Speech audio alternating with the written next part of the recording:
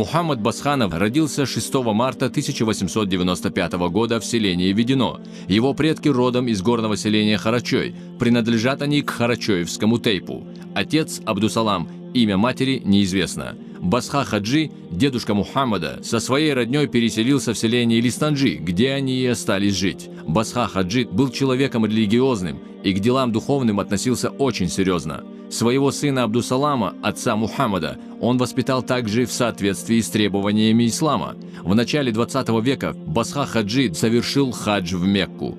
По дороге из паломничества домой он скончался. Тогда Мухаммаду было 6 лет, и уже с 7-летнего возраста он начал изучать арабскую письменность и основы ислама. Первым его учителем в области изучения духовных знаний был ученый-арабист из Дагестана Абдул-Хамид.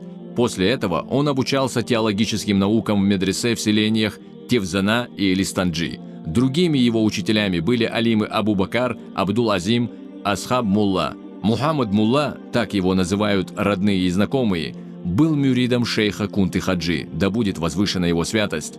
Очень набожный и скромный по своей натуре, Мухаммад Мулла всегда, даже в зрелые годы, называл себя муталимом, то есть учеником, и не любил, когда к нему обращались как к ученому алиму.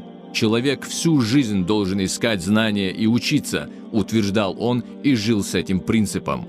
Один из его внуков, советник главы Чеченской Республики, директор телерадиокомпании «Путь» имени Ахмата Хаджи Кадырова Адам Шахидов, религиозный деятель и богослов Чеченской Республики, известный не только в Чечне, но и во многих мусульманских странах. Мухаммад Мулла Басханов, последователь и мюрид Кунты Хаджи, да будет возвышена его святость, скончался 27 марта 1978 году.